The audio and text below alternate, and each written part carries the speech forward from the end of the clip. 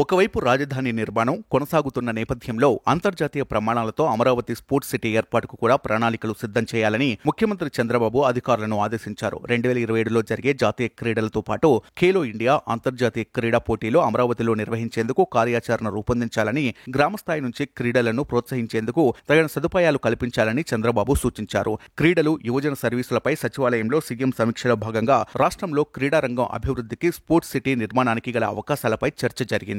అలాగే అత్యుత్తమ ప్రతిభ గల క్రీడాకారులకు ప్రైవేట్, ప్రభుత్వ రంగాల్లో ఉద్యోగ అవకాశాలు కల్పించేలా క్రీడా విధానం ఉండాలని, రాష్ట్రానికి మరిన్ని పథకాలు సాధించేలా క్రీడా సంఘాలు, సమాఖ్యలను ప్రోత్సహించేలా ప్రణాళికలు సిద్ధం చేయాలని అధికారులను చంద్రబాబు ఆదేశించారు. క్రీడారంగం అభివృద్ధికి కేంద్రం నుంచి నిధులు రాబట్టేందుకు ఉన్న అవకాశాలు పరిశీలించాలని అధికారులను కోరారు.